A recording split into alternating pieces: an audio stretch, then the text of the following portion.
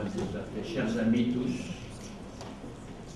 si vous voulez, chers concitoyens, parce que je pense que les Maghrébins peuvent se parler les uns aux autres en tant que concitoyens, bien que des frontières politiques existent et reculent vers un futur imprévisible, le temps où cette concitoyenneté pourra exister comme elle existe en Europe. Il y a des États-nations européens bien assis, fortement enracinés dans une pratique étatique déjà longue, mais désormais chaque Français, Anglais, Allemand, Romain, Suédois est en même temps citoyen européen. Vous voyez, je commence exprès par dire ceci, parce que parler d'humanisme, c'est transgresser absolument toutes les frontières. Toutes. Et en premier lieu, les frontières politiques, parce qu'elles sont idéologiques. Et le contraire de la pensée humaniste, de l'attitude humaniste. Il faut transgresser les frontières, même littéraires, artistiques, pour aller voir ce qui se passe ailleurs, ce qui se crée ailleurs, et enrichir la créativité dite nationale. Et il faut surtout, bien sûr, transgresser les frontières intellectuelles qu'instituent les intellectuels eux-mêmes, qui sont censés, au contraire, soutenir toujours l'attitude critique, c'est-à-dire la transgression. Et je laisse pour le dernier transgresser absolument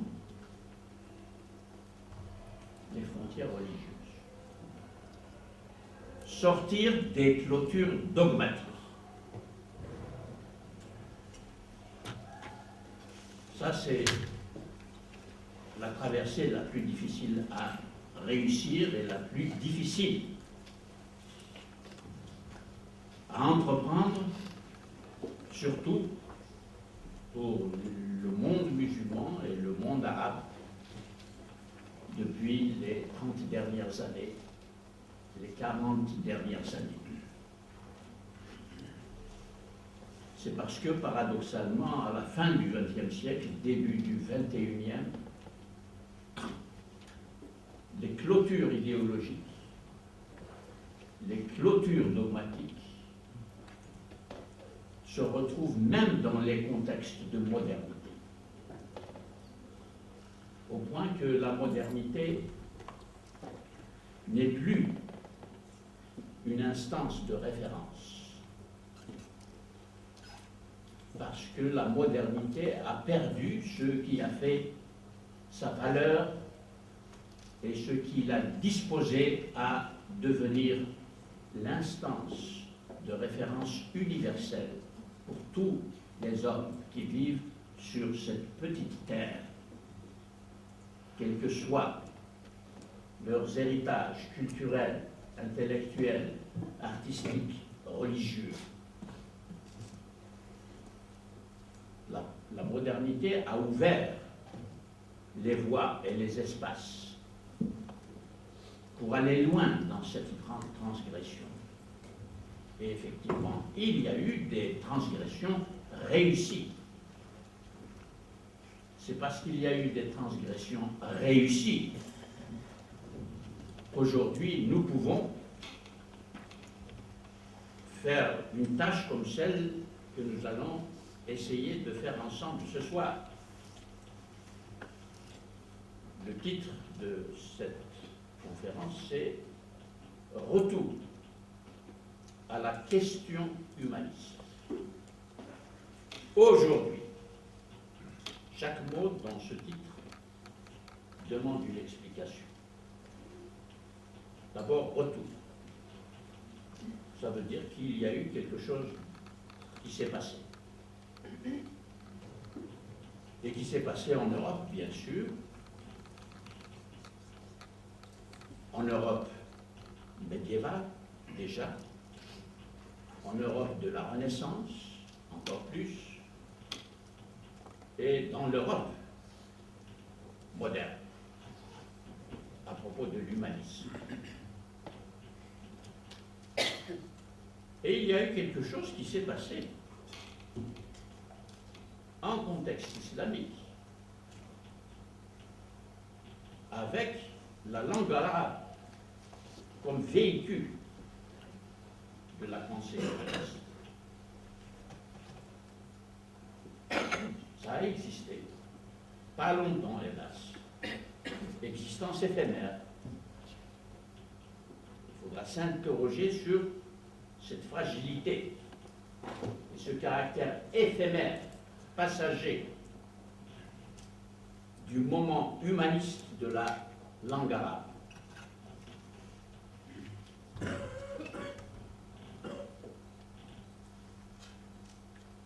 Et c'est ce moment-là qui a déterminé toute ma réflexion depuis que j'ai consacré ma thèse à l'humanisme arabe, c'est-à-dire d'expression arabe. Ce n'est pas un humanisme forgé et pensé et développé par les Arabes en tant qu'ethnie. D'ailleurs, l'humanisme, l'attitude humaniste ne connaît pas les ethnies, de même qu'elle ne connaît pas les frontières. Donc, s'il s'agit d'un mouvement humaniste qui a commencé à se développer dans les milieux urbains de l'Empire musulman à partir du IXe siècle, qui s'est prolongé et s'est épanoui au Xe siècle, mais qui, dès le XIe siècle, va commencer son retrait, sa disparition. Vous allez voir pourquoi. En tout cas, ce moment humaniste a tellement disparu de la mémoire et de la culture des Arabes à partir du XIIIe siècle jusqu'à nos jours. Il a tellement disparu que le mot même arabe qui a servi à désigner l'attitude et la culture humaniste et la pensée humaniste, ce mot a disparu, pas totalement, mais il s'est tellement rétréci qu'il ne désigne plus que la littérature, Kulliyat al-Adab. Adab, au IXe, Xe siècle, XIe siècle, c'est l'attitude humaniste devant la connaissance. Devant la connaissance. Et qui s'occupe de la connaissance, de la production de la connaissance, et qui s'occupe de faire que la connaissance soit fiable, et non pas une fausse connaissance qu'on donne à vivre et à assimiler comme étant une connaissance vraie. C'est ce qui nous arrive aujourd'hui. C'est la raison. Pas n'importe quelle raison. Vous voyez, dès qu'on dit le mot raison pour les musulmans, la raison suprême, la raison absolument fiable, indiscutable, est tout à fait à la portée de tous les musulmans. Elle est dans le Coran. Il suffit de réciter des versets coraniques pour être dans la raison plénière, irréfutable. Parce qu'on ne nous a pas appris à distinguer les différentes rationalités que produit la raison. Et nous n'avons pas non plus, et encore moins, fait attention au fait que la raison peut vivre et soutenir l'irrationalité. Et la raison peut vivre avec. Elle peut la soutenir. Et la soutenir dans l'enseignement, à l'école, dans les lycées et même dans les universités. Faute de rester vigilant à l'égard des multiples usages de la raison que nous rencontrons dans toute société humaine. Dans toute société humaine.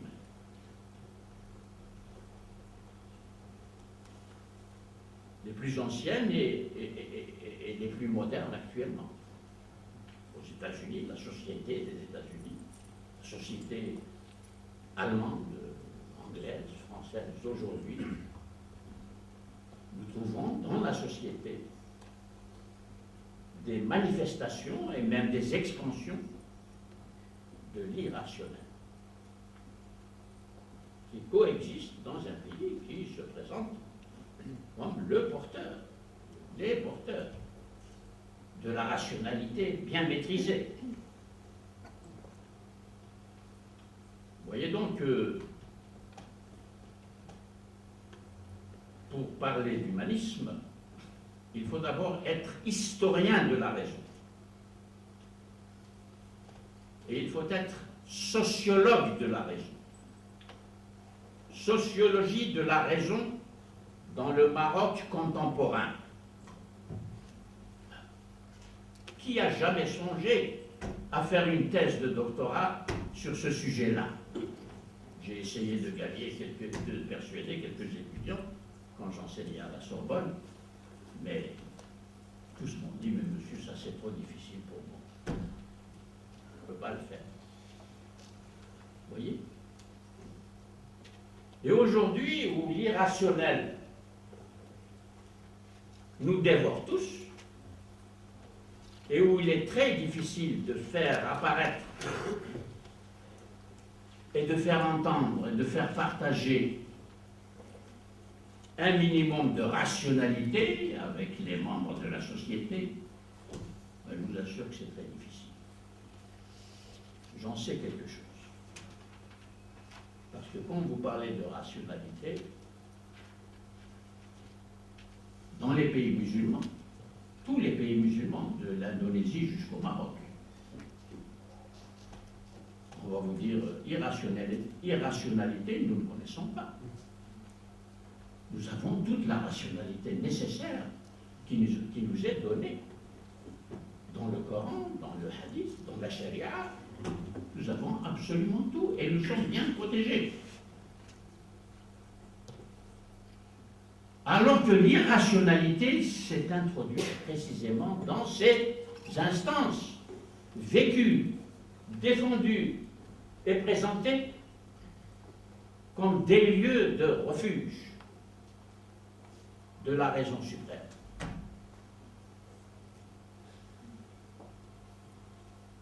On débattait de cela dans les majalis au Xe siècle.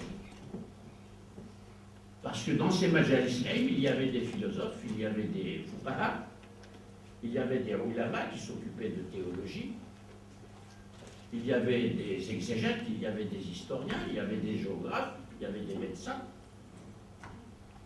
Toutes ces disciplines qui intéressent la raison et font vivre la raison dans les champs différents de la connaissance, pouvaient se rencontrer et débattre. Et le débat avait des règles. Ça fait partie de l'humanisme. Déjà, dans l'Athènes classique, avec les premiers philosophes, les grands philosophes, fondateurs de la rationalité philosophique, de la raison philosophique, il y avait le forum, où on faisait la même chose.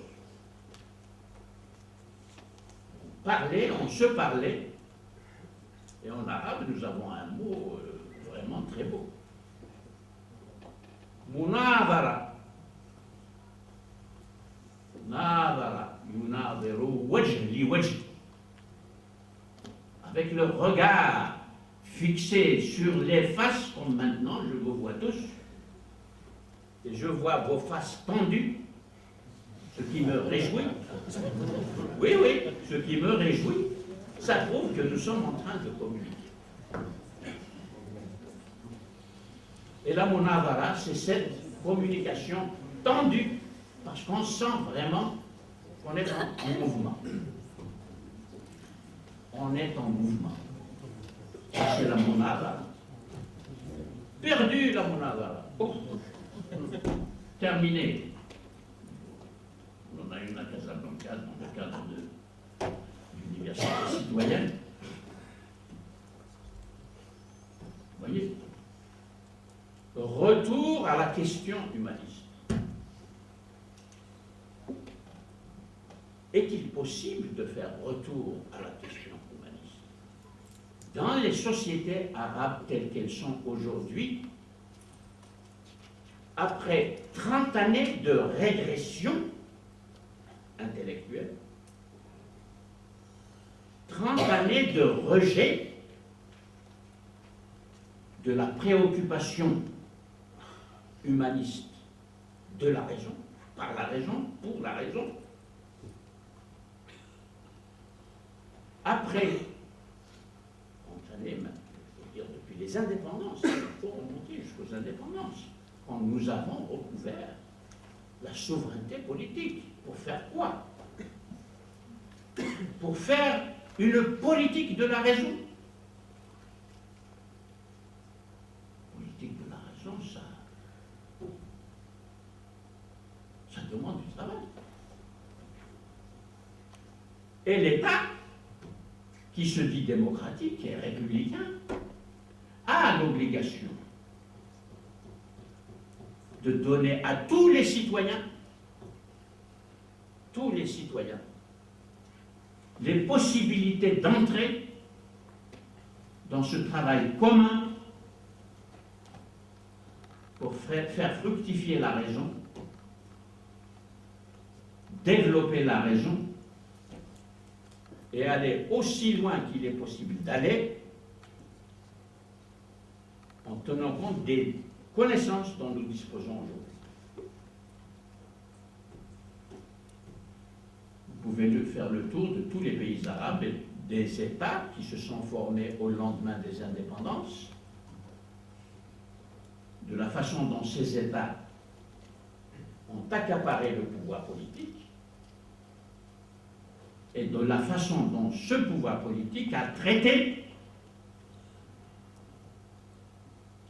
la recherche en sciences de l'homme et de la société, ça s'appelle comme ça, sciences de l'homme, ça c'est l'humanisme.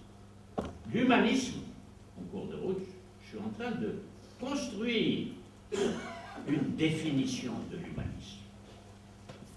Je ne vous ai pas donné une définition dans une phrase, 2 phrases, 3 phrases, non. Je suis en train de définir l'humanisme en le pratiquant devant vous. Chaque mot que je prononce, chaque tournant de ce que je suis en train de dire est commandé dans ma tête par la pratique de l'humanisme, par l'instauration dans une communication, dans une salle comme celle-ci,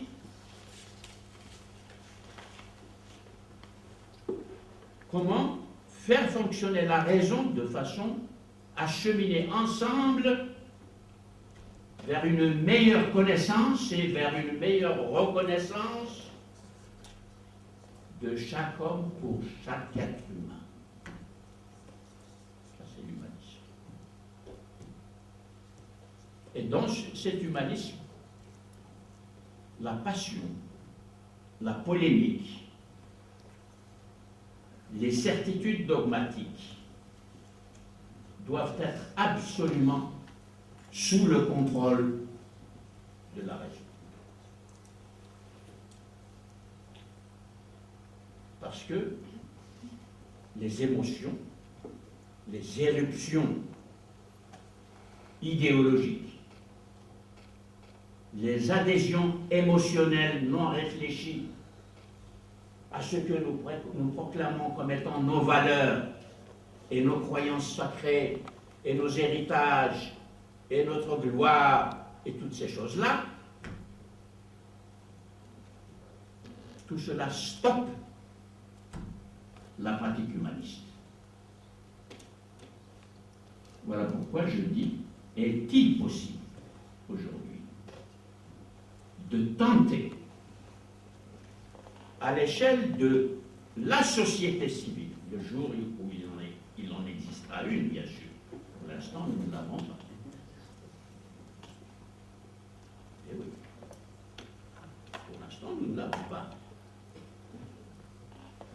Est-il possible, cependant, parce que justement nous prenons conscience que la société civile est quelque chose que nous devons construire ensemble et atteindre ensemble. Au moins nous le savons, nous sommes en train de le vivre quotidiennement et chaque fois nous nous disons, ben, dommage, nous ne l'avons pas encore. Mais il faut le faire. Et c'est une manière justement d'aller ensemble vers cette attitude et cette culture humaniste. C'est pour cela que nous le faisons, surtout dans le contexte d'une université citoyenne. Ceux qui ont pris l'initiative au Maroc de créer un espace de parole sous le grand projet d'université citoyenne où tous les citoyens peuvent venir écouter et partager, c'est un pas qu'il ne faut tout de même pas négliger, qu'il faut saluer et qu'il faut encourager. Nous sommes à Rabat, normalement, vous êtes nombreux, c'est très bien, hein, mais ça aurait dû attirer infiniment plus de monde. Pour entendre parler d'humanisme, ça n'arrive pas tous les jours. Au Maroc, en Égypte, en Algérie, le pauvre Irak évidemment, et l'Irak. C'est là que l'humanisme à Bagdad a pris son essor. Regardez ce qui arrive à Bagdad. Et n'allez pas me dire tout de suite, c'est les aides de l'Occident, les États-Unis, machin. Non, non, non, non, non, non. Inadmissible. Il faut épuiser tous les chemins et les moyens de l'autocritique. Vous voyez, ça, voilà une définition de l'humanisme. Je commence par m'interroger moi-même. Suis-je capable d'y aller? Et à quelles conditions deviendrai-je capable d'y aller? Car il faut y aller. Voilà, l'espace citoyen. L'Union européenne est en train de se construire, il se chamaille, il y a des arrêts, il y a des redéparts, c'est normal. Mais depuis 1953, les Européens ont fait un trajet considérable vers la création d'un nouvel espace citoyen qui est en train de vivre et de se construire et de se donner les moyens d'aller plus loin encore, ce qui veut dire que, malgré tout, la tradition humaniste ancienne en Europe, qui, elle, contrairement à ce qui s'est passé du côté arabe et musulman, n'a jamais cessé de s'interroger, de se construire, de se critiquer avec rigueur, parce que dans les choses humaines, il y a toujours des faiblesses qui apparaissent, il y a toujours des dérives qui apparaissent, mais il y a un axe qui continue d'être soutenu, animé, défendu. Voilà encore quelque chose qu'il faut retenir. La pensée arabe, la pensée d'expression arabe n'a jamais connu la continuité historique de l'exercice de la raison pour la connaissance, de l'exercice de la raison pour construire les espaces citoyens, pratiquement depuis le XIIIe siècle. Non, depuis le XIIIe siècle. Juste le moment et le siècle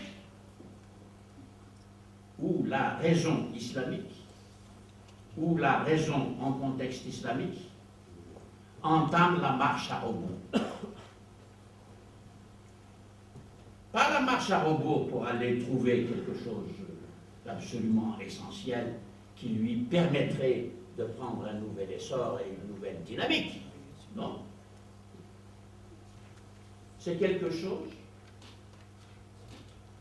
qui n'a cessé d'opérer dans le sens du rétrécissement des champs intellectuels, des champs culturels, des champs artistiques, et bien entendu des champs éthiques, juridiques, politiques, de la pensée, pour continuer à aller vers un mieux. Le champ éthique, par exemple, est un champ essentiel pour l'attitude humaniste. Depuis le traité d'éthique de Miskawayh, que j'ai étudié et traduit, et qui n'est pas lu, ça dort dans les caves de l'éditeur là-bas à Damas, à l'Institut d'études arabes à Damas. Et oui, il n'y a pas eu un seul livre au niveau du livre de Miskawayh, philosophe et historien, au Xe siècle, qui en arabe s'intitule Tahdhib al-Akhlaq wa Tathhir al-A'raq. Que veut dire Tathhir al-A'raq? La purification des nerfs. Parce qu'en ce temps-là, la philosophie et la médecine somatique, qui s'occupe du corps et de l'esprit en même temps, étaient inséparables. Et elles convergent dans le traité d'éthique. De même que la politique et l'éthique et le juridique ne peuvent être séparés. Lisez, vous verrez le caractère moderne de ce texte. J'ai proposé ici à un éditeur marocain de faire une édition marocaine. Il a dit, ça ne va pas se vendre, je vais perdre de l'argent, ce n'est pas possible. Je ne peux pas vous dire qui. J'en ai contacté 3. Voilà. Retour à la question humaniste. Voilà comment ça se passe. Bien. Retour à la question humaniste. Je n'ai pas dit retour à l'humanisme. L'humanisme, le travail de l'humanisme est un travail perpétuel. Il ne peut jamais s'arrêter. Il demande toujours la vigilance critique de la raison. Parce que dans une société, il y a toutes sortes d'acteurs. Il y a des acteurs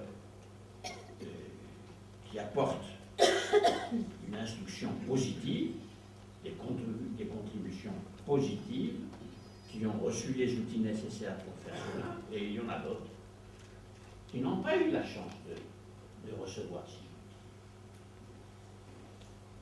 Nos sociétés, par exemple, je disais tout à l'heure en sociologie de la raison, nos sociétés ont toujours connu l'analphabétisme, ne sachant ni lire ni écrire. Dans le passé, bien sûr, c'était la règle. Savoir lire et écrire, c'était l'exception.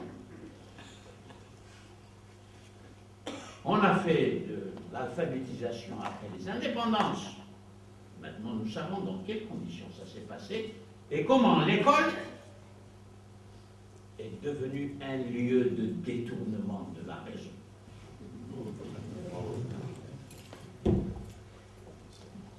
Un lieu de détournement. Je dis l'école primaire, bien sûr, des pauvres enfants.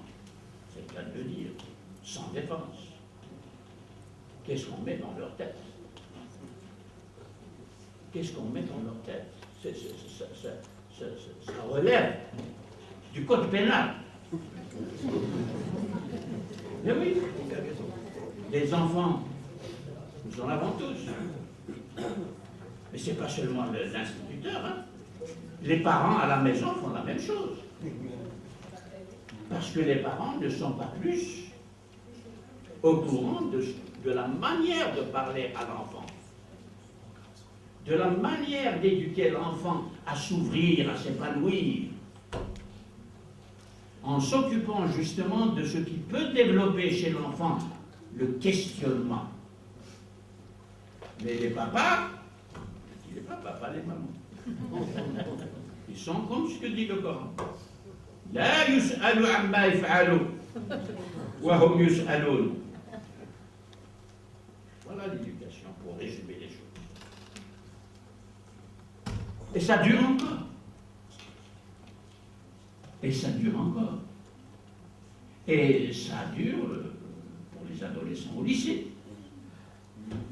Je peux même dire que ça va jusqu'à l'université. Donc là, vous voyez, la question humaniste reste toujours ouverte. Elle reste toujours une tâche devant nous. Voilà un autre trait de définition de ce qu'est l'humanisme. Nous n'en avons jamais fini, parce qu'il faut corriger constamment les dérives idéologiques de la société.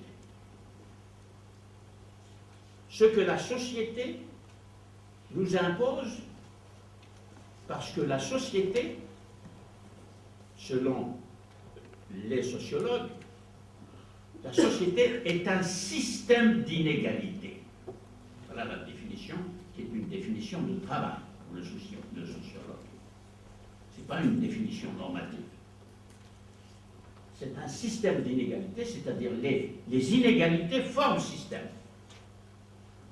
De sorte qu'elles continuent à se reproduire, et même à s'aggraver. S'il n'y a aucune intervention de l'État, et s'il n'y a aucune intervention de la part de la société civile. C'est notre cas. Les deux démissionnent depuis 50 ans. C'est-à-dire à un moment de l'histoire des sociétés arabes où le poids démographique dans ces sociétés est devenu exceptionnellement lourd. Jamais la démographie n'a atteint ce niveau d'accélération que nos sociétés ont connu pendant les années 60 jusqu'aux années 90. Il paraît que ça se ralentit, mais il y a déjà des populations depuis les 60, ils ont 40 ans maintenant, 47 ans.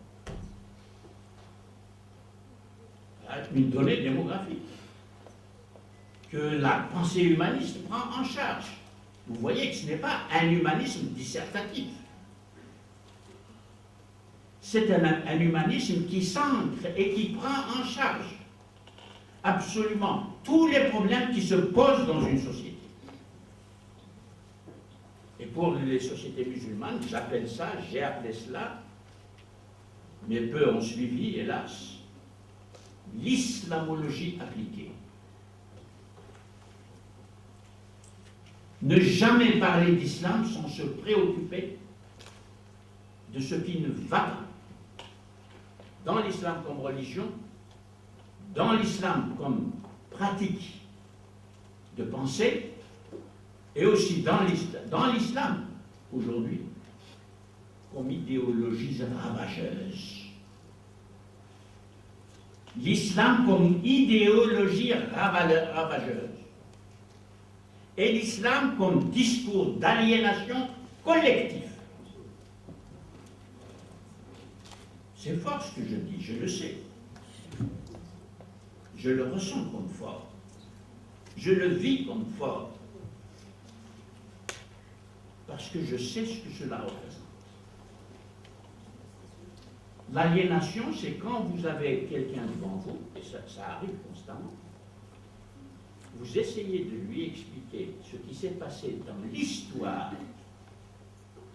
de l'islam comme religion, comme système de croyance, de l'islam comme culture, et de l'islam comme dérive idéologique et mythologique dans les sociétés. Qu'est-ce qu'on répond immédiatement pour rejeter cela d'un revers de main? Mais le Coran est là. Le Coran est là.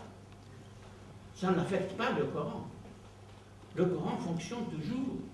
Le Coran est une instance de référence. Mais qui va faire parler ce Coran comme instance de référence? Le Coran est silencieux, c'est un texte, c'est fini. Il n'y a plus la voix du prophète qui lui développait un discours vivant, un discours absolument lié à la réalité quotidienne et aux défis de la société telle qu'elle était. C'est un discours ancré dans le réel.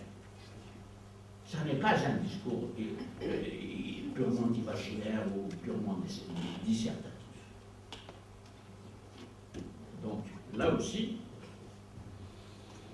vous voyez que si nous avons, et si nous arrivons à créer dans nos sociétés une conscience, un désir d'aller vers une culture humaniste et une pensée humaniste pour essayer de sortir à la fois des illusions de la modernité,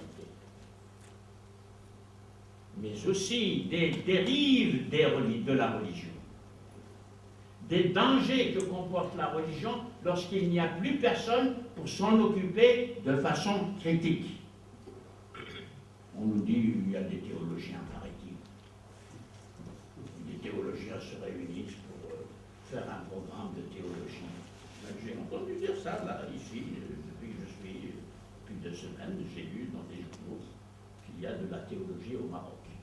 Je regrette, il n'y a pas de théologie. Ni au Maroc, ni à l'Azhar, ni nulle part dans le monde musulman. Je le dis parce que je sais ce que c'est que la pensée théologique. Et je connais les tâches de la pensée théologique aujourd'hui. Et je sais qu'il n'y aura pas de théologie sans critique de la raison théologique. Je le sais. Et je peux en parler, je peux le démontrer, mais qui va écouter? Et si on écoute, qui a le pouvoir de réaliser? Voilà. Je ne dis pas qu'on ne comprend pas, bien sûr. Il y a des citoyens qui comprennent absolument de quoi il s'agit. Mais il ne suffit pas de dire ce que je dis. Il faut quelqu'un qui s'occupe de la politique et qui seul peut décider. Moi, je ne peux rien décider. Nous ne pouvons rien décider. Peut-être parmi vous, il y a-t-il des gens importants qui touchent les lieux de la décision politique. S'ils peuvent peut faire quelque chose, nous en serions tous heureux. Retour à la question humaniste aujourd'hui. Le mot aujourd'hui a un sens. Pas pour rien que je l'ai ajouté. Il a le sens de toutes ces tâches qui nous attendent et dont personne ne s'occupe. J'en ai mentionné déjà. Là, c'est une première chose de notre présent, de notre aujourd'hui. Deuxième chose de notre aujourd'hui, il y a cette grande raison triomphante et dominante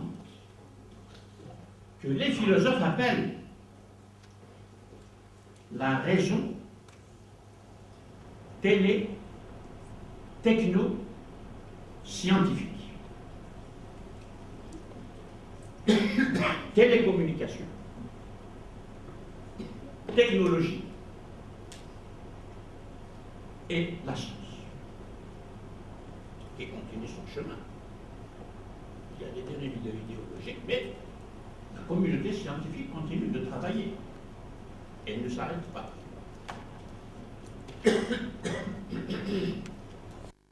Produit où? Je n'ai pas besoin de vous donner la réponse. Nous sommes les consommateurs. Nous adorons le dernier cri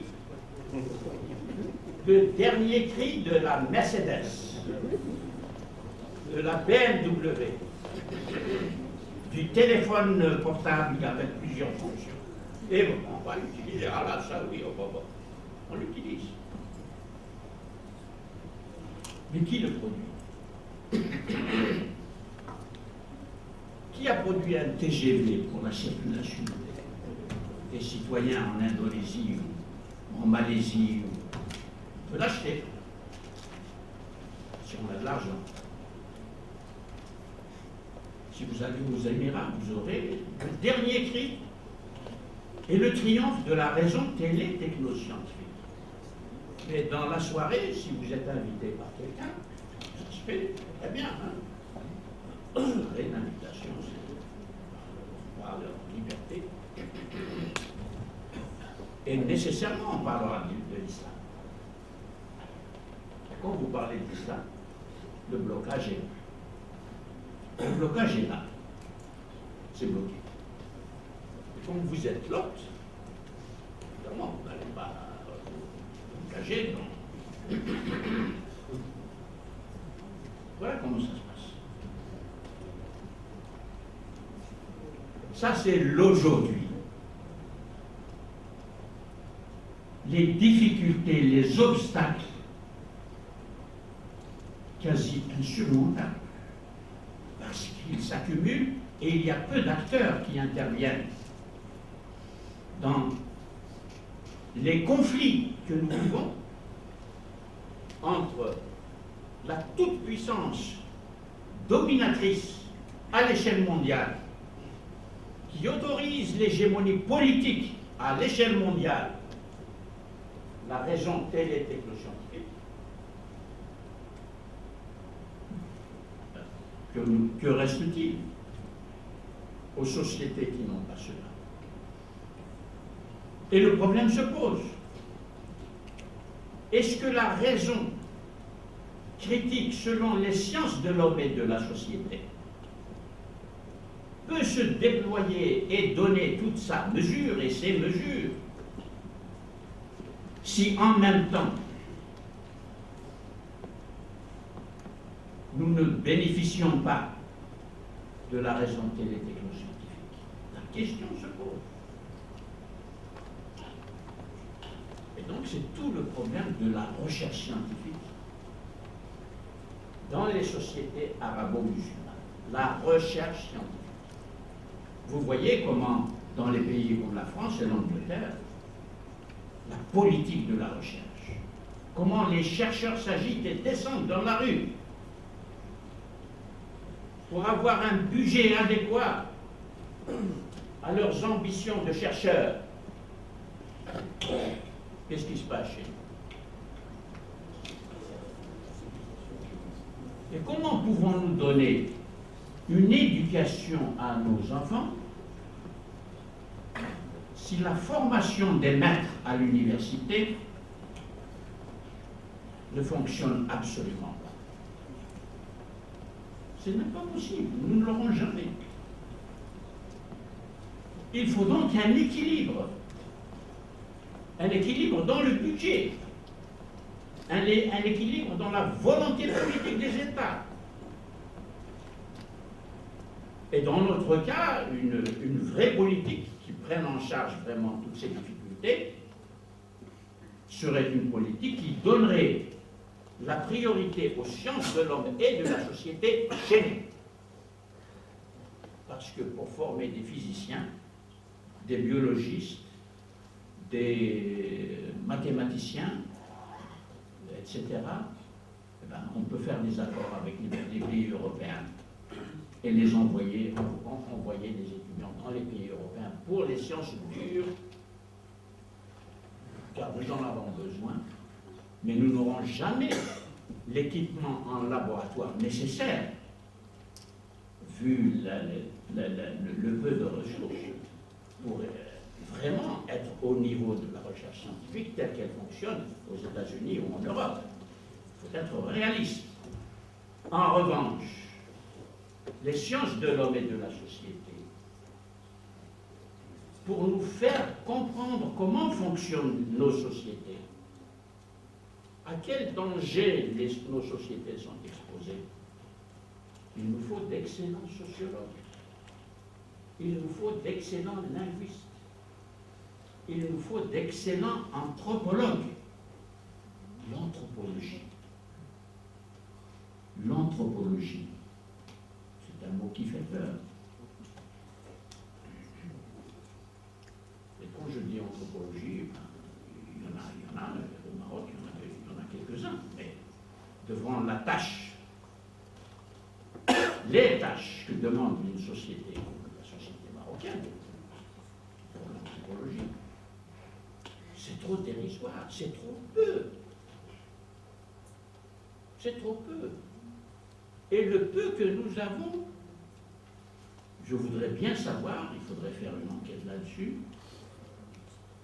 combien de professeurs dans les lycées marocains expliquent à leurs élèves des ouvrages d'anthropologie écrits par des Marocains ou bien écrits par des anthropologues américains, européens qui ont travaillé sur la société marocaine,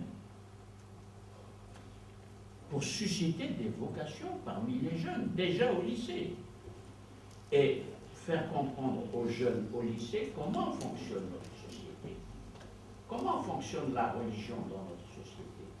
Et les adolescents sont parfaitement capables de recevoir cet enseignement. Interrogez vos enfants, demandez-leur si on leur parle d'anthropologie dans les lycées et vous aurez des réponses. Voilà, tout cela est concret. Tout ceci est absolument concret. Maintenant, retour à la question humaniste aujourd'hui, il y a des ambitions encore beaucoup plus larges que celles que je viens d'énoncer. Car aujourd'hui,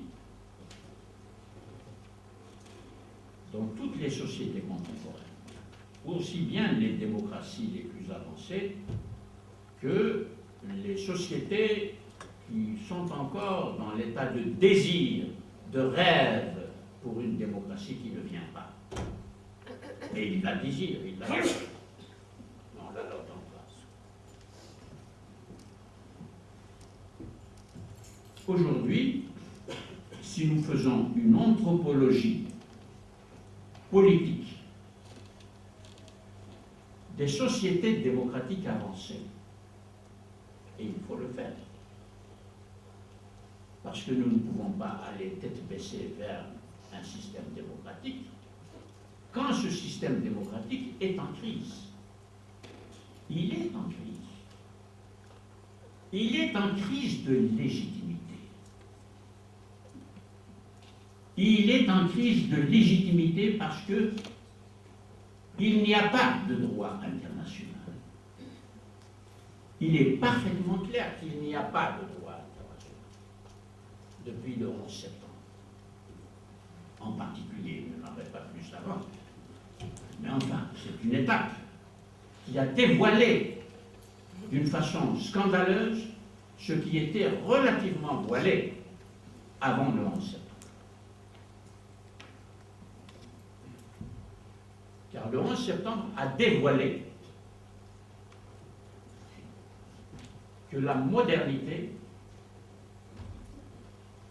a relayé les systèmes religieux qu'elle avait prétendu avoir remplacés pour aller plus loin que ne l'ont fait les systèmes religieux. Ici, je ne sais pas où j'en suis de l'heure, il faut que... Ah oui, oui, c'est très compliqué, là, l'humanisme. C'est très compliqué, mais c'est passionnant. De quoi s'agit-il? Les religions ont enseigné...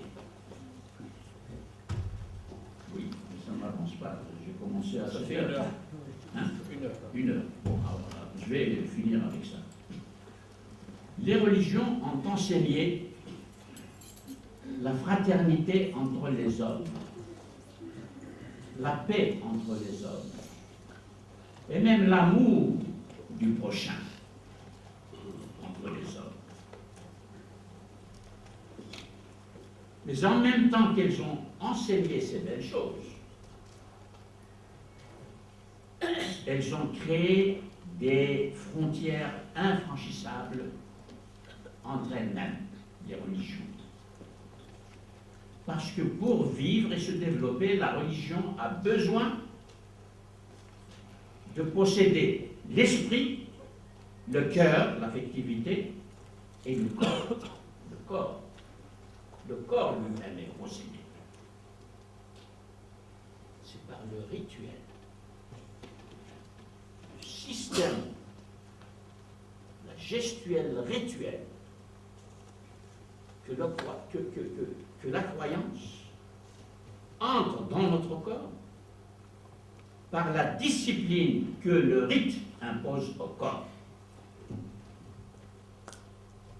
Et oui. Ça, les neurosciences nous expliquent beaucoup de choses. Mais les neurosciences, qui va aller voir le pauvre? Ça se passe, mais ça se passe comme ça. Eh oui, il faut aller voir. La relation entre le rite et la condition humaine, la façon dont l'homme vit sa condition, dans un système religieux. Et j'ai dit, il y a, encore une fois, une culture de paix, une culture de fraternité, des appels à tout cela dans les sermons, mais il y a en même temps un conditionnement du fonctionnement de l'esprit, un conditionnement de l'affectivité, un conditionnement des émotions que nous vivons dans les grandes célébrations, en foule, les émotions par exemple dans le pèlerinage. Vous voyez l'immense force des émotions et la possession de tout l'être physique, biologique, physiologique, psychologique. Il n'y a plus de place pour la saisie de soi, la récupération de soi. Et cela a duré des siècles. Et cela dure encore. Voilà pourquoi les religions ont mis les humains dans ce que j'appelle le triangle anthropologique. Il y a un triangle de force qui fonctionne. C'est un triangle de force. Ce sont des forces qui opèrent dans la société. travers chaque membre de la société. Personne n'échappe. Que vous soyez analphabète, que vous soyez savant, vous y passez. Ah, il n'y a pas de différence. Dès que les nerfs se mettent en mouvement, c'est terminé. La différence n'est plus là. Qu'est-ce que c'est que le triangle anthropologique? Les anthropologues ont écrit des ouvrages sur la violence et le sacré. La violence et le sacré. Nous y sommes en plein. Bush, pour justifier sa guerre, fait appel au sacré. Mais au sacré d'une religion populiste, sans théologien, comme chez nous. Ou s'il y a des théologiens, et il y en a aux États-Unis, des facultés formidables de théologie. Nous, on n'en a pas. Tandis qu'eux, vraiment, quand on les voit, c'est comme tout leur système universitaire. Mais il y a une religion populiste qui fonctionne en dehors des travaux et tout ce qui se passe chez les grands théologiens qui, au contraire, justement, font réfléchir les gens sur les dangers de la religion populiste. Alors, vous voyez, le sacré qui va avec la violence, parce que dès que vous touchez, par exemple, si quelqu'un rentre dans l'espace dans l'espace des alentours de la Kaaba, et qui n'est pas musulman, il va lui arriver des choses. Tout de suite, la réaction violente. Parce que le sacré ne tolère pas la moindre atteinte. Parce qu'il fait, il fait perdre tout le bénéfice de l'élan du croyant qui se livre à cela. Donc, la violence et le sacré marchent ensemble. Le djihad, c'est la violence et le sacré. Je vais défendre la cause de Dieu. S'il est vrai dans la guerre sainte chez les chrétiens, et c'est vrai dans le djihad des musulmans. Et chez les chrétiens et les musulmans en particulier, ça a fonctionné à plein parce que le christianisme a créé un empire et l'islam a créé un empire. Donc ça va se mêler avec l'idéologie, la politique, etc. Mais il y a, pour former le triangle, la violence et le sacré, c'est une paire. Il y a une autre force qui, elle, est mentale. C'est que chaque religion va vous dire « Je suis la religion vraie. Les autres sont fausses. Et gardez-vous d'y toucher, gardez-vous de vous aventurer dans la souillure, la perdition et l'infidélité. » Donc, religion vraie, il s'agit de vérité. Le régime religieux de la vérité. Et le régime politique de la vérité. Et le régime idéologique de la vérité. Et le régime mythologique de la vérité. Je n'ai pas le temps de développer tout ça. Mais ça existe, je vous assure. Il y a plusieurs régimes de la vérité. Et ceci, et ces mots que j'emploie, nous pouvons les employer aujourd'hui parce que des chercheurs en sciences de l'homme et de la société ont bouleversé les lexiques, les dictionnaires qui nous permettent de parler de la réalité humaine, de la réalité des sociétés, de la réalité de l'histoire des sociétés, et tout cela existe. C'est dans les bibliothèques.